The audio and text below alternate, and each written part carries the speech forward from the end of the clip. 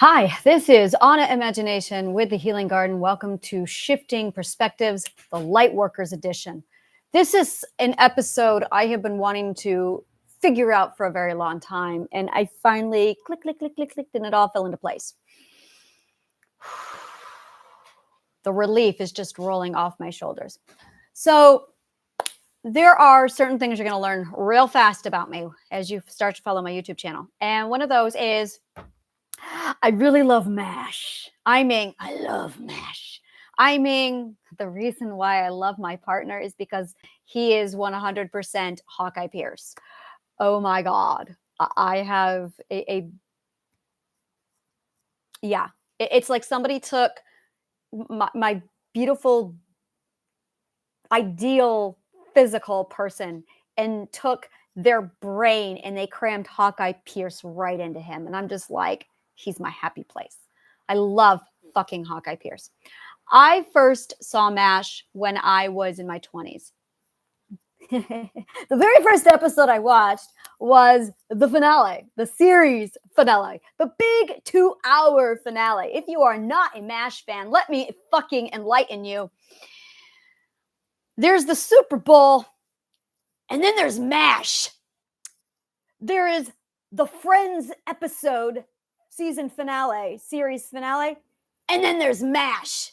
Just to give you some perspective. Seriously, it's like MASH episode, Friends episode, Super Bowl. Okay? We're talking fucking big. The very first time I watched MASH was literally the series finale, the 2-hour series finale. And I actually missed the first 40 minutes. So I actually came in at the very end. It was right when Winchester broke the record. Really fucking amazing show. The year was 2003. And I had just had my first daughter. And I went, I need the show. So I went to my library and I literally rented out all the DVDs and I brought them home. And then I'm going to cry. And then I bought it on DVD. I'm waiting for it to be released on Blu-ray. What the fuck, Hollywood? Like, really? Every 6 months I check and it is not available on Blu-ray. Okay, I stream it now, but who cares? I want to touch my martini edition. That being said,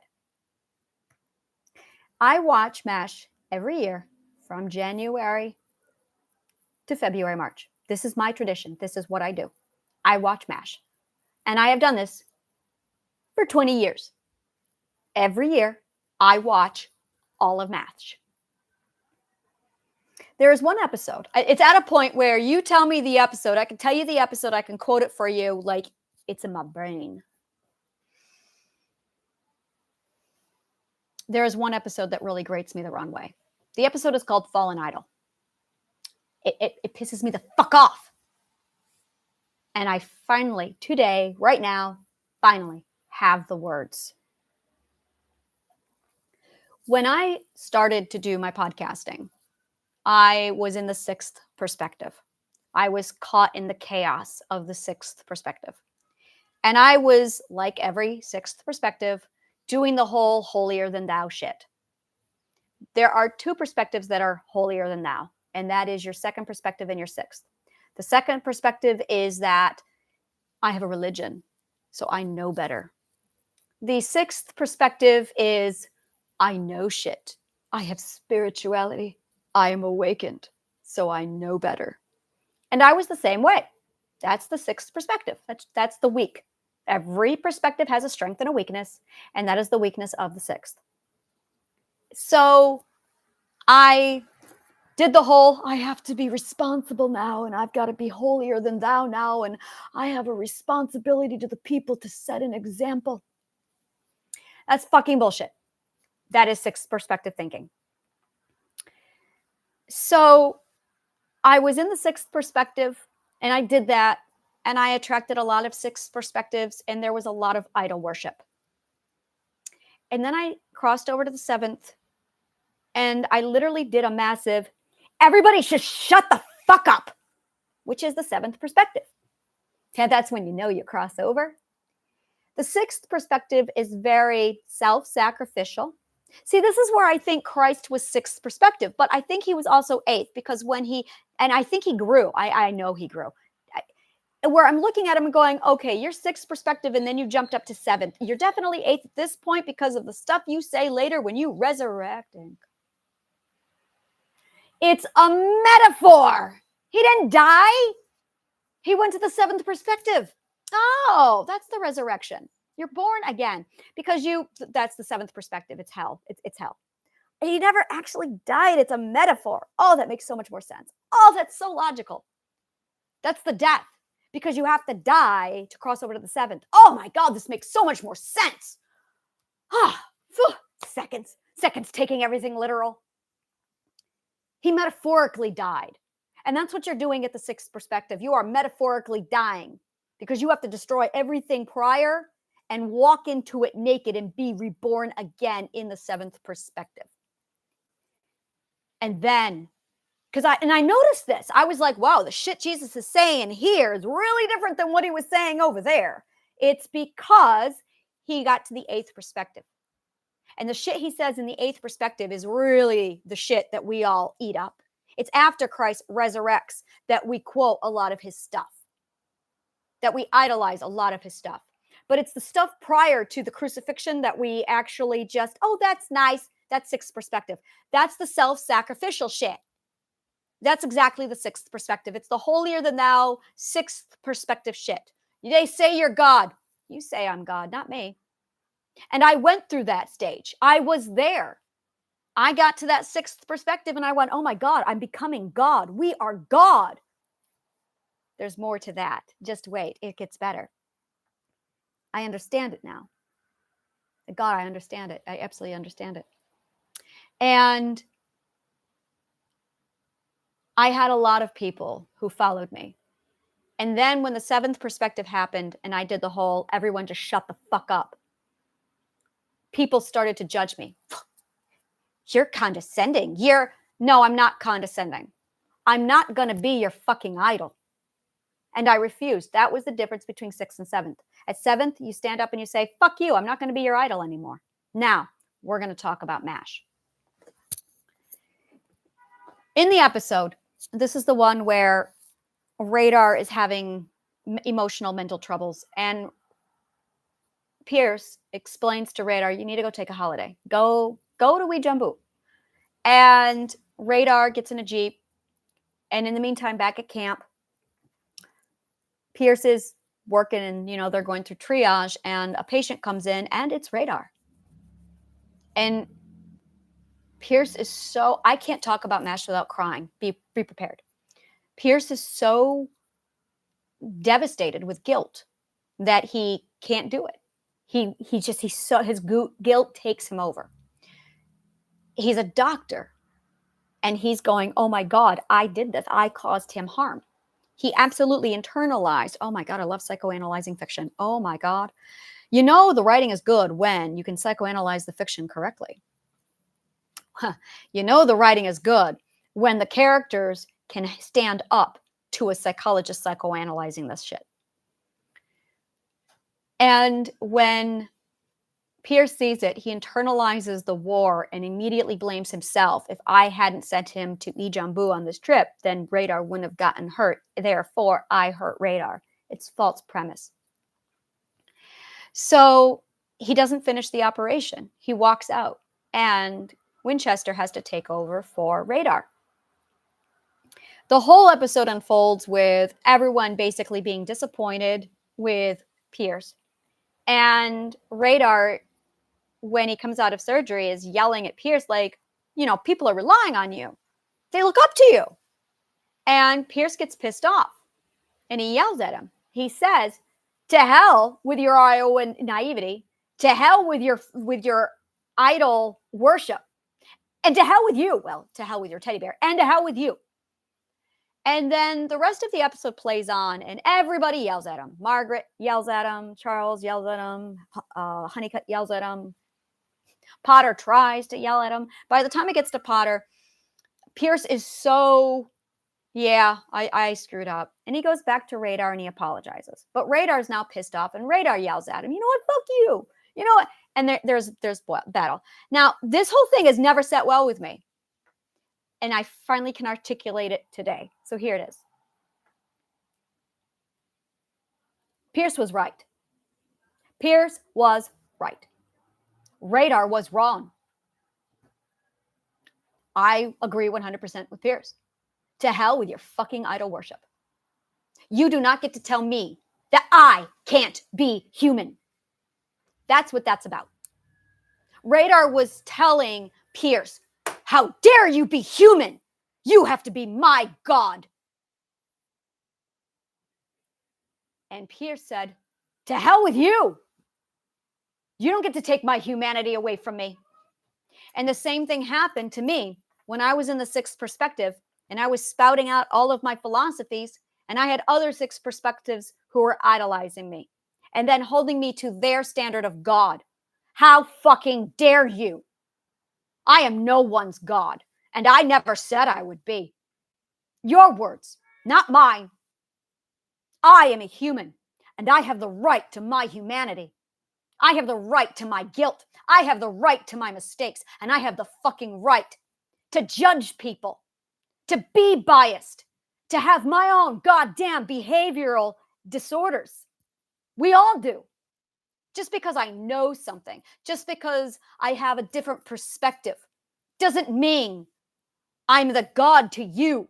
How fucking dare you, is what I needed to say. And I had a lot of hate coming in. Well, when I am in that position, I'm going to be respectful. How fucking dare you, is what I need to say. I have a right to my humanity. Pierce has a right to his humanity. Doctors are not God's second perspective. Just because I have knowledge does not mean I have a responsibility to you. I'm not doing this for you. I'm doing this for me, to show myself that my voice matters, because I was told it doesn't. And you coming along and telling me that I've now got to be your God, how fucking dare you, is what I really needed to say. That's really what I needed to say. Do not delude yourself to think any of this is for you. Trust me, it's all for me. It's why it's my podcast. Now, you can like it. You can follow it. You can cheer me on if you want. I don't need you. I'm not here for you. I say my things and I do my shit. This is my podcast. You can go get your own fucking podcast. You choose to be a follower, keep yourself in check, is what I needed to say. Because when you choose to follow someone, you are supporting them. You are agreeing with them, but you don't have to be here. I didn't ask for sheep, is what I needed to say.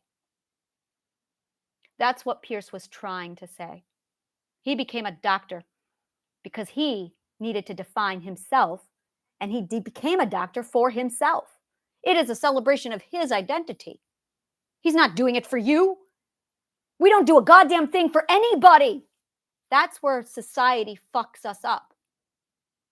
All of us do our own shit for ourselves, and that's good, and that's right. It's when we start doing things for other people that it becomes a problem. By the way, if you're a business owner, you should check out my business classes. This is my fourth business. I thrive off of authenticity. So this is a reality check.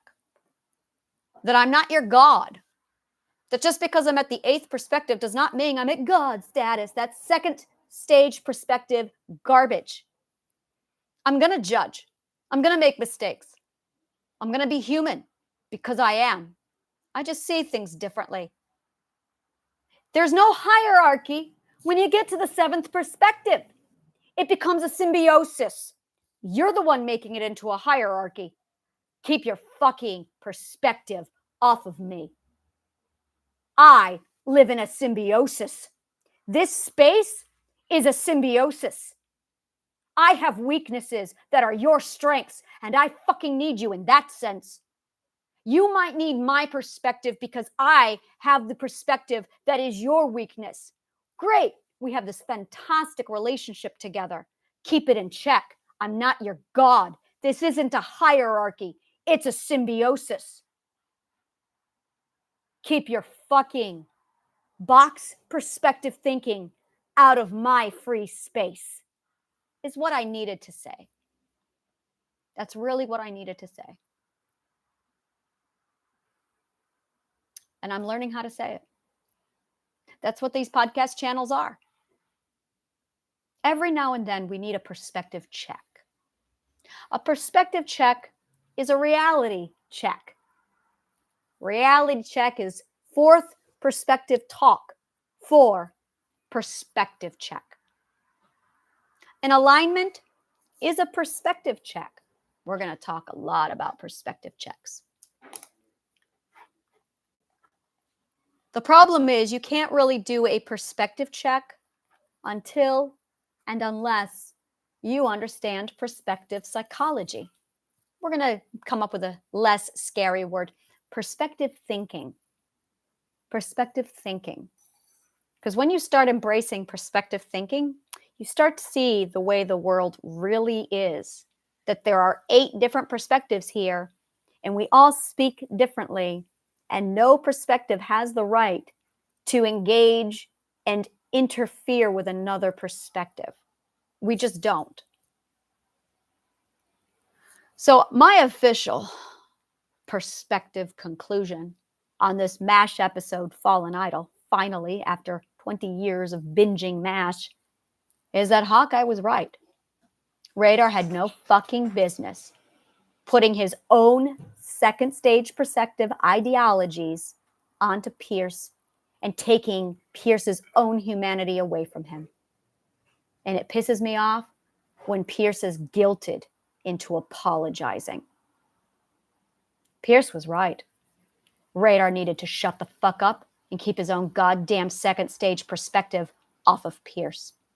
So 6 stage perspectives, are you keeping your ideology off of other people? Are you keeping your own perspective in check? Something to think about. Second stage perspectives, same. Do not hold other people to your ethical standards. Instead, respect the ethical standards of every perspective. If you like shit like this, subscribe to my new channel. If you want more shit like this, subscribe to my newsletter. And if you want any of my shit like this in an organized, detailed manner, designed with purpose, take a look at my masterclasses. Thank you so much. And may the kindest of words always find you.